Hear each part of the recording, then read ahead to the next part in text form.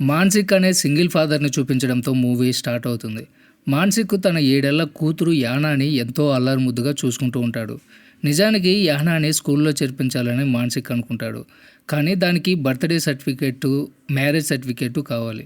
అయితే మాన్సిక్ దగ్గర ఆ సర్టిఫికేట్స్ ఉండవు. అందుకని ఎలాగైనా తన కూతురి సర్టిఫికేట్స్ మీద కేవలం తండ్రి పేరే కాకుండా తల్లి, తండ్రి ఇద్దరి పేర్లు ఉండాలని మాన్సిక్ డిసైడ్ అవుతాడు. దాంతో సర్టిఫికేట్ కోసం ఏకంగా ఒక నకిలీ భార్యని వెతికే పనిలో పడతాడు. ఎందుకంటే యానా వాళ్ళ అమ్మ ఎప్పుడో వాళ్ళని వదిలేసి వెళ్ళిపోతుంది. అలాగే త్వరలోనే మీ అమ్మ కూడా వస్తుందని మాన్సిక్ తన కూతురికి అబద్ధం కూడా చెప్తాడు. అందుకే ఇప్పుడు ఒక ఏజెంట్ దగ్గరికి వెళ్ళి మాట్లాడుతూ ఉంటాడు. అప్పుడే ఆ ఏజెంట్ ఒక వియత్నాం ఆవిడ ఫోటో చూపిస్తాడు. వెంటనే ఏజెంటు, ఒకవేళ మీ అమ్మాయి ఎవరిని వాళ్ళ అమ్మ కాదని గుర్తుపడితే ఎలా అని అడుగుతాడు.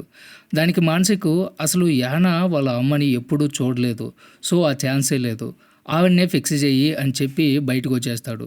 సరిగ్గా అప్పుడే బయట కీమ్ అనే ఒక వ్యక్తి ఒక ఆవిడని నడి రోడ్డు మీద దారుణంగా కొడుతూ ఉంటాడు. నా మాట వినకపోతే ఇక్కడే పాతేస్తాను అని కీమ్ బెదిరిస్తాడు. మళ్ళీ ఆవిడ మీద చెయ్యి ఎత్తుతూ ఉంటాడు. కానీ వెంటనే వెనక నుంచి మాన్సిక్ వెళ్ళి కీమ్ చెయ్యి గట్టిగా పట్టుకుంటాడు. ఒక ఆడదాని మీద చెయ్యెత్తే హక్కు నీకు లేదు అని చెప్పి మాన్సిక్ వార్నింగ్ ఇస్తాడు. దాంతో కీమ్ రెచ్చిపోయి, నువ్వెవడ్రా, పక్కకి వెళ్ళు అంటాడు. వెంటనే మాన్సిక్కి విపరీతమైన కోపం వచ్చి కీమ్ ముక్కు మీద బలంగా తన తలతో కొడతాడు. అంతే, కీమ్ ముక్కు పగిలి రక్తం వస్తుంది. అదే సమయంలో బైక్ మీద కొందరు ఆడవాళ్ళు అక్కడికి వస్తారు. వాళ్ళలో ఒక ఆవిడ లీడర్లాగా ఉండి ఏమైంది కీమ్ అని అడుగుతుంది.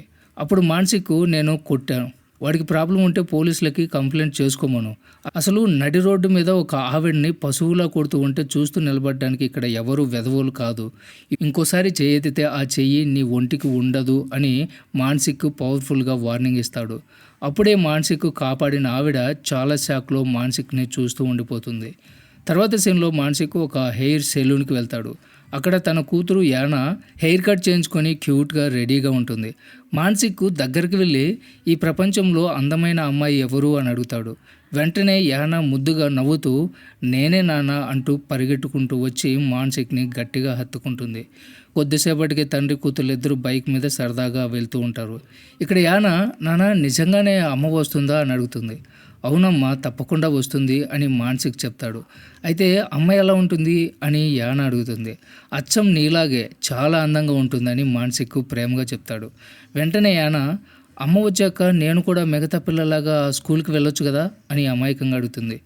అందుకే కదమ్మా అమ్మ వస్తుంది, నువ్వు హ్యాపీగా ఉండు అని మాన్సిక్ ధైర్యం చెప్తాడు. త్వరలోనే స్కూల్కి వెళ్తానని చాలా సంతోషపడుతుంది. కానీ వాళ్ళ నాన్న తన కోసం ఒక నకిలీ తల్లిని తీసుకురావడానికి వెనకాల ఎంత కష్టపడుతున్నాడో ఆ చిన్నారికి పాపం తెలియదు. తర్వాత ఆ రోజు రాత్రి మాన్సిక్ తన కూతురిని తీసుకుని వాళ్ళ అన్నయ్య డాంగ్ ఇంటికి వెళ్తాడు. అక్కడ యానా డాంగ్ కొడుకు కేన్తో కలిసి సరదాగా టీవీ చూస్తూ ఉంటుంది. అప్పుడే డాంగ్ మాన్సిక్తో, నువ్వు చేస్తున్న పని నాకు ఏమాత్రం కరెక్ట్ అనిపించడం లేదు, ఎవరో తెలియని ఆవిడని తీసుకొచ్చి కూతురికి తల్లిని చేస్తానంటే ఎలా, అసలు ఏ ఆవిడైనా ఇలాంటి అగ్రిమెంట్కి ఒప్పుకుంటుందా అని అడుగుతాడు. అయితే మాన్సిక్ ఏమాత్రం వెనక్కి తగ్గడు, ఖచ్చితంగా ఒప్పుకుంటుంది. కొరియన్ ఆడవాళ్ళు ఎక్కువ డబ్బులు అడుగుతున్నారని తక్కువ రేటుకి వస్తుందని ఒక వియత్నాం ఆవిడ్ని సెలెక్ట్ చేశాను అని చెప్తాడు. నిజానికి తన కూతురికి మంచి స్కూల్లో చదువు చెప్పడం కోసం మాన్సిక్ ఏమైనా చేయడానికి సిద్ధంగా ఉంటాడు. ఆ తర్వాత సీన్లో ఊర్లో ఉన్న ఒక క్లబ్ని చూపిస్తారు. ఇక్కడే ఆ రోజు మాన్సిక్ కాపాడిన ఆవిడ పనిచేస్తూ ఉంటుంది. ఆవిడ పేరు మిహి. శరణ్ అనే ఆవిడ నడిపే ఈ క్లబ్లో మిహి బలవంతంగా వ్యభిచారం చేస్తూ ఉంటుంది. అసలు మిహి ఒక అనాథాశ్రమంలో పెరిగితే శరణ్ డబ్బులు ఇచ్చి మరీ కొనుక్కుంటుంది. ఇక్కడ నుంచి తప్పించుకోవడానికి మిహి చాలాసార్లు ప్రయత్నిస్తుంది, కానీ ప్రతిసారి కూడా దొరికిపోతుంది. అప్పుడు శరణ్, నిన్ను చాలా డబ్బులు పెట్టి కొన్నాను, ఆ డబ్బు వసూలయ్యే వరకు నువ్వు ఇక్కడే పని చేయాలి అని బెదిరిస్తుంది. అలాగే నిన్ను కాపాడడానికి వచ్చిన ఆ మాన్సిక్ ప్రభుత్వ పథకాల లబ్ధిదారుల లిస్టులో లేకపోయి ఉంటే నేను వేరేలా బుద్ధి చెప్పేదాన్ని అని షేరాన్ కోపంగా ఉంటుంది. దాంతో మిహికి ఆ మాటలు వేరేలా అర్థమవుతాయి. మాన్సిక్ ప్రభుత్వానికే డబ్బులు డొనేట్ చేసేంత పెద్ద కోటేశ్వరుడని మిహి అనుకుంటుంది. అందుకే మాన్సిక్కి థ్యాంక్స్ చెప్పడానికి అడ్రస్ తీసుకుని బయలుదేరుతుంది. తర్వాత మరుసటి రోజు ఉదయం మాన్సిక్ ఇల్లు చూపిస్తారు. అది ఊరికి చాలా దూరంగా ఉంటుంది. అక్కడ డాంగ్ సిక్ అనే ఒక పంది పిల్ల కూడా ఉంటుంది. యానా ఆ పంది పిల్లను ప్రాణంగా చూసుకుంటూ ఉంటుంది. ఇంటి నిండా తన డ్రాయింగ్స్తో నింపేస్తూ ఉంటుంది. వెంటనే యానా ఆ పంది పిల్ల దగ్గరికి వెళ్ళి, నేను డాంగ్ వాళ్ళ ఇంటికి ఆడుకోవడానికి వెళ్తున్నాను, నాన్నని ఇబ్బంది పెట్టకుండా బుద్ధిగా ఉండు అని ముద్దుగా చెప్పి అక్కడి నుంచి వెళ్ళిపోతుంది. ఇదే సమయంలో మానసికు ఆ పందిపిల్లతో, చూసావా నా కూతురు ఎంత పెద్దదైపోయిందో, తన పనులు తానే చేసుకుంటుంది, నువ్వు మాత్రం ఇక్కడే పడి తింటూ ఉంటావని సరదాగా అంటాడు. అప్పుడే వెనక నుంచి హలో మాన్సిక్ అని ఒక వాయిస్ వినిపిస్తుంది. దాంతో ఆ పందిపిల్లే మాట్లాడిందేమో అని షాక్ అయిపోతాడు.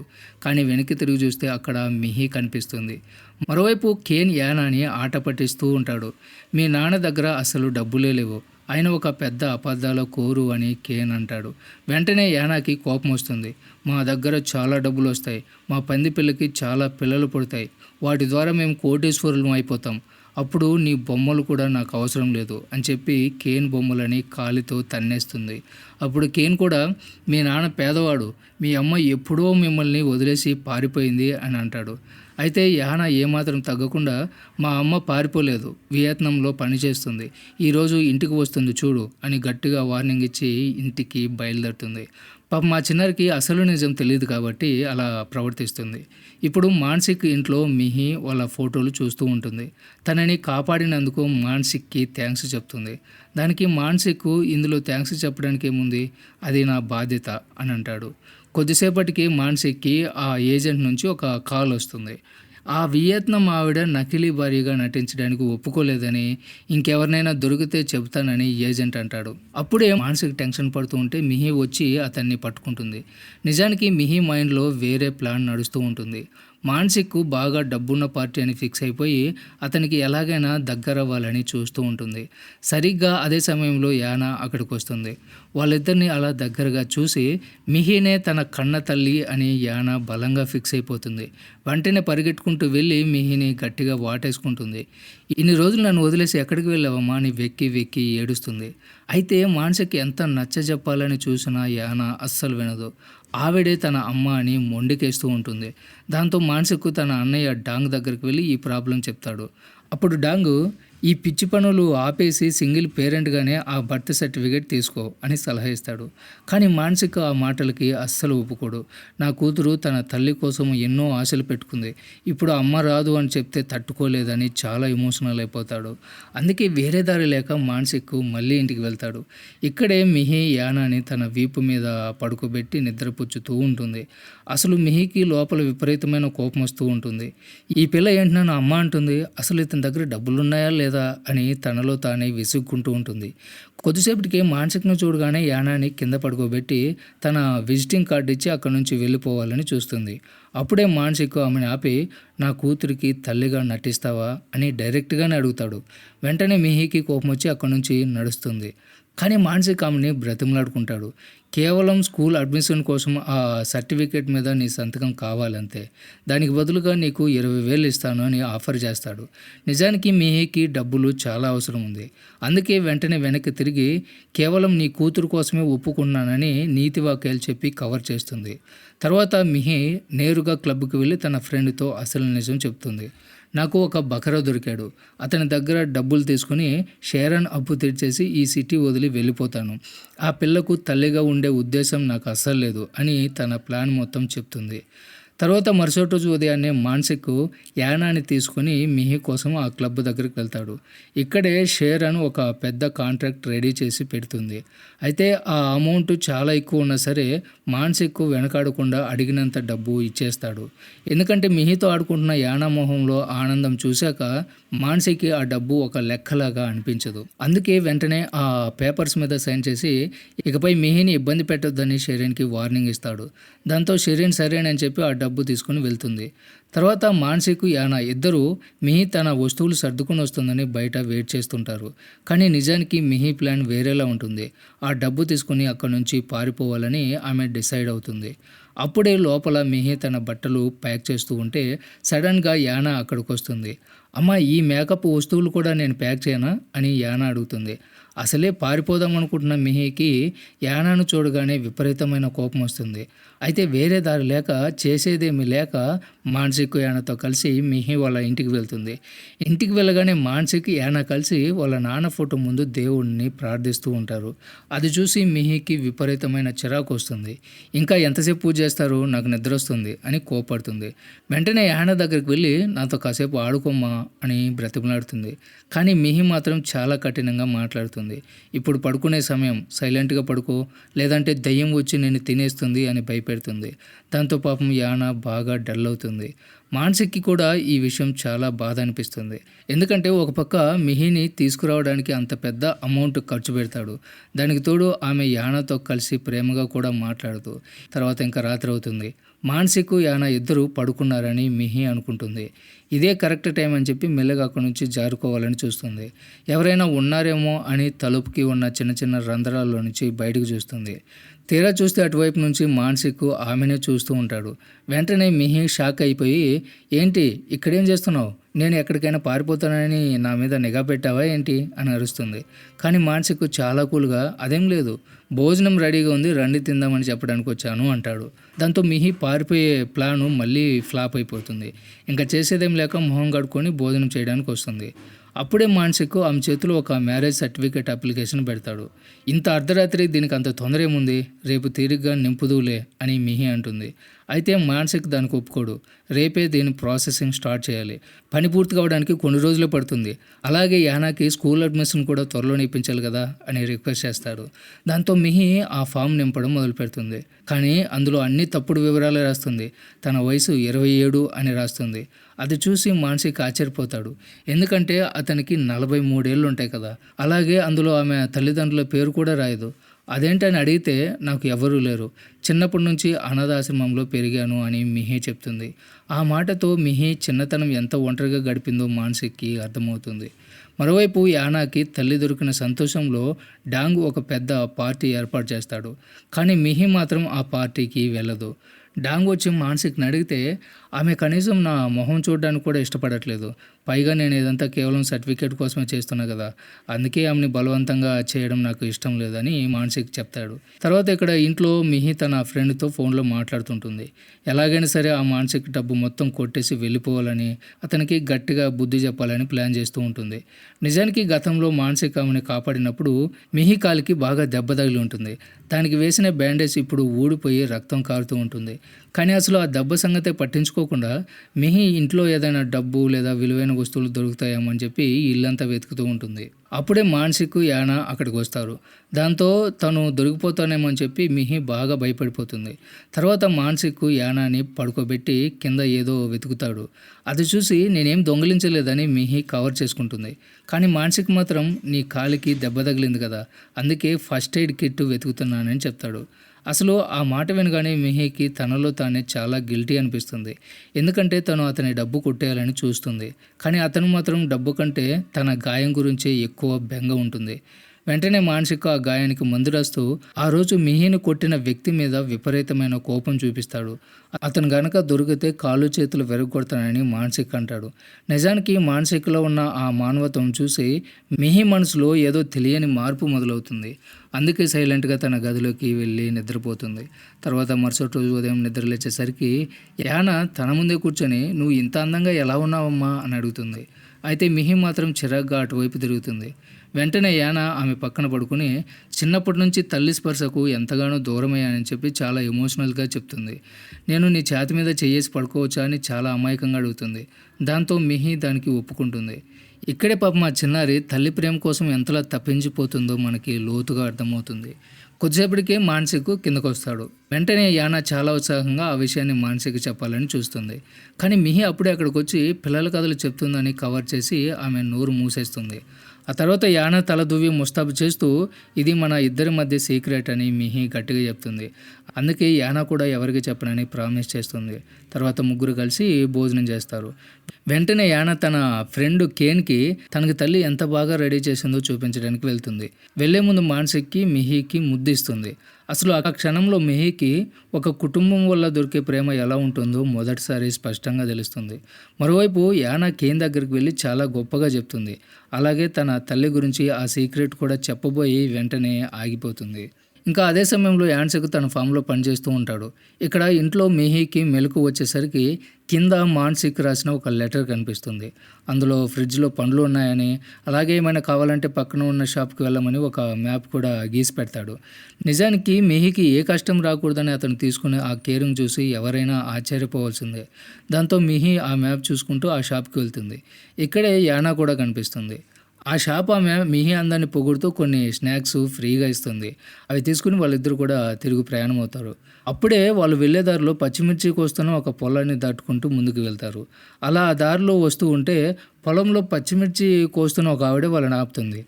వెంటనే ఆమె దగ్గరకు వచ్చి, "నువ్వు యానా వాళ్ళ అమ్మవా?" అని అడిగి చాలా ప్రేమగా కొన్ని పచ్చిమిర్చి ఫ్రీగా ఇస్తుంది.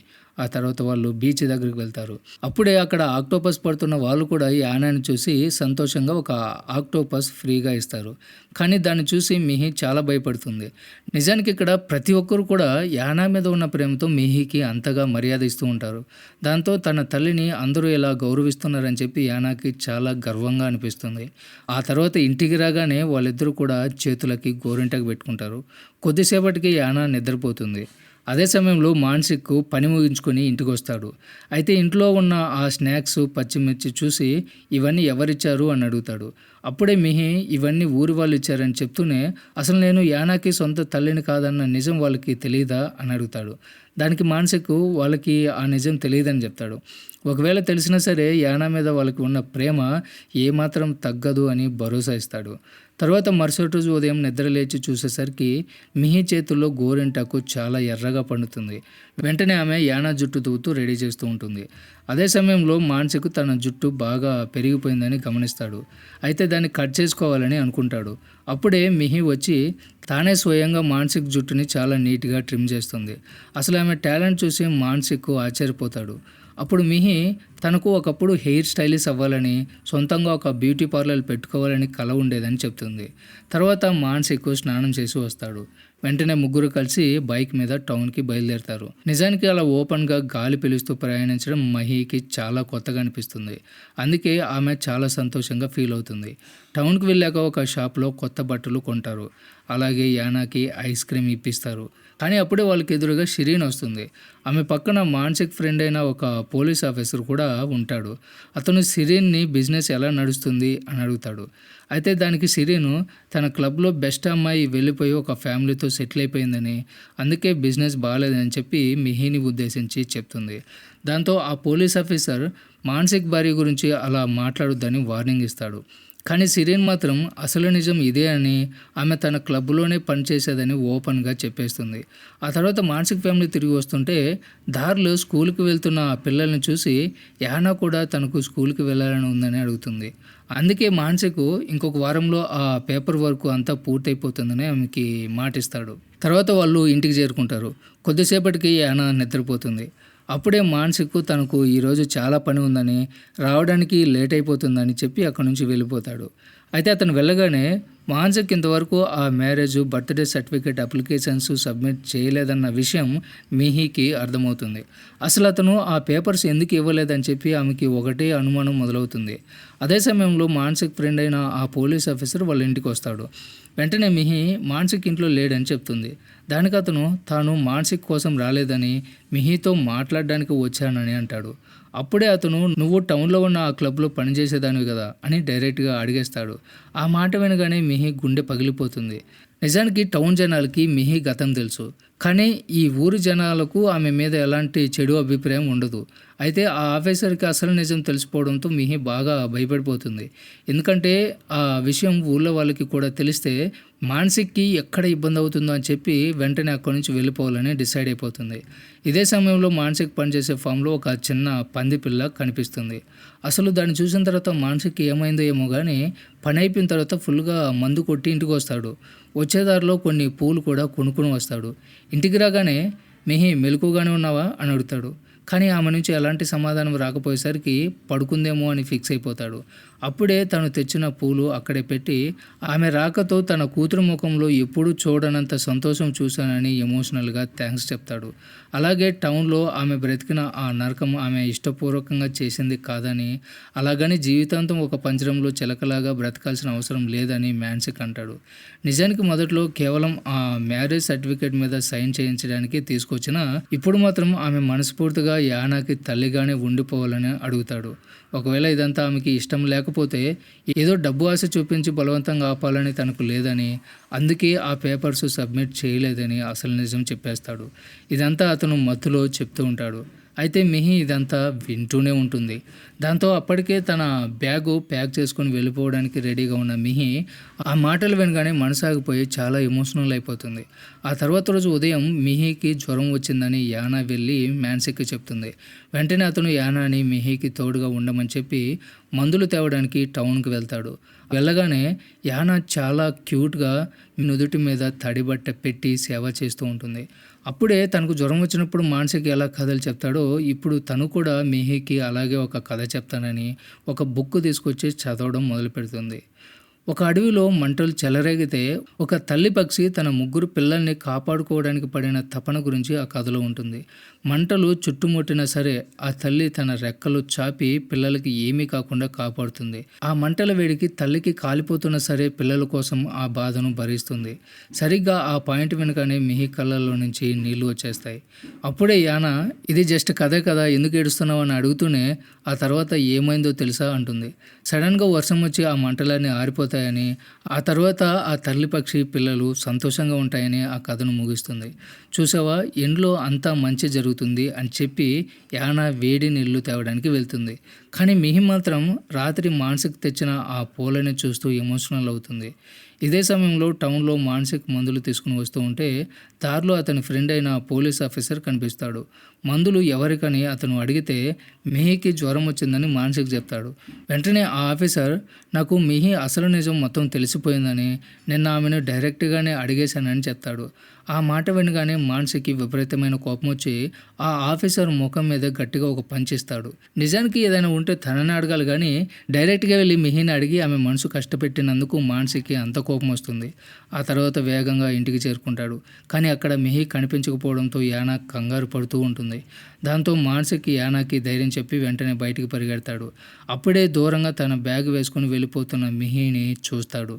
వెంటనే పరిగెట్టుకుంటూ వెళ్ళి ఆమె దగ్గరికి వెళ్ళి మీ పరిస్థితి ఏంటో నాకు బాగా అర్థమైపోయిందని బ్రతిమలాడుకుంటాడు. అందుకే నేను బాధ పెట్టిన ఆ ఆఫీసర్ని కొట్టి వచ్చానని, దయచేసి వెనక్కి రా అని చెప్పి బ్రతిమలాడుకుంటాడు.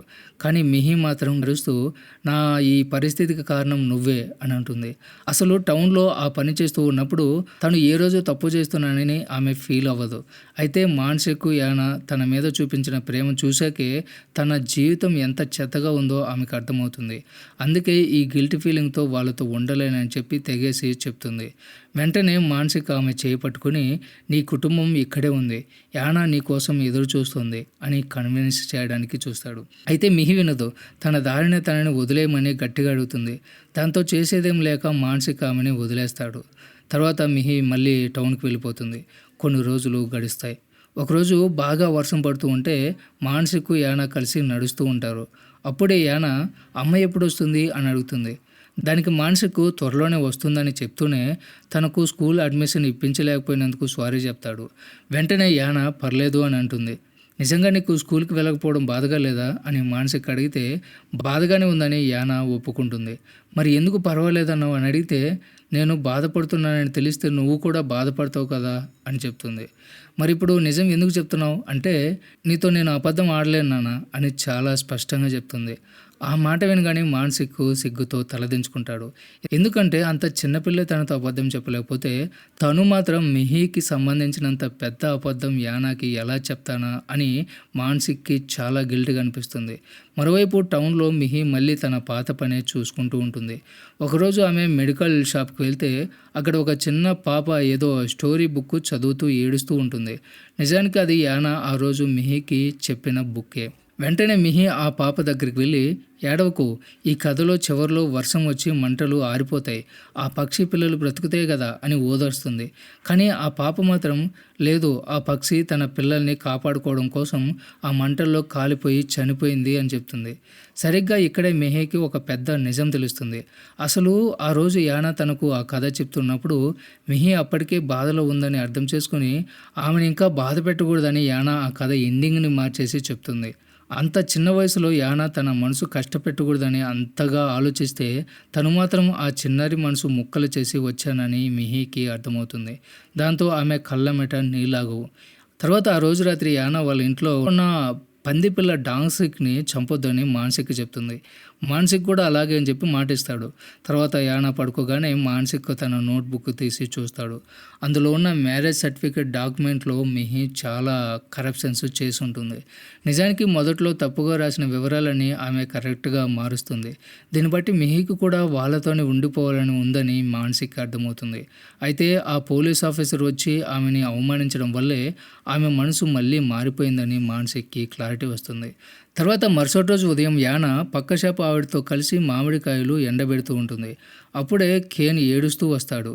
స్కూల్లో పిల్లలందరూ వాళ్ళ అమ్మ వియత్నాం ఆవిడని ఏడిపిస్తున్నారని కేన్ బాధపడతాడు. వెంటనే యానా వాడికి ధైర్యం చెప్తుంది. నువ్వు ఇలా ఏడుస్తూ ఉంటే మీ అమ్మ నాన్న కూడా బాధపడతారు. నన్ను చూడు, మా అమ్మ ఇన్ని రోజులు నాతో ఉండి మళ్ళీ పని కోసం వెళ్ళిపోయింది, కానీ నేను ఏడవట్లేదు కదా, అమ్మ ఎప్పుడు వస్తుందా అని రోజు ఎదురు చూస్తూ ఉంటాను అని చెప్తుంది. పాపం యానా లోపల మిహిని అంతగా మిస్ అవుతున్నా కూడా బయటికి మాత్రం తన బాధను చాలా కంట్రోల్ చేసుకుంటూ ఉంటుంది.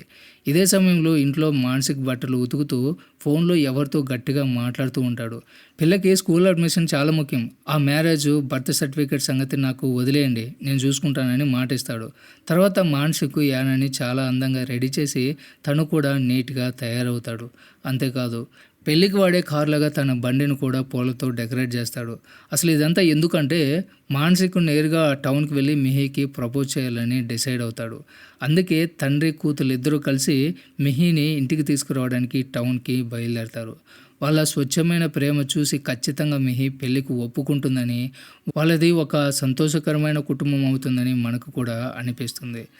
సరిగ్గా ఇదే హోప్తోనే డైరెక్టర్ ఈ స్టోరీని ఎండ్ చేస్తాడు. సో ఇది ఫ్రెండ్స్ ఇవాల్టి video. Don't forget subscribe. Thanks for watching.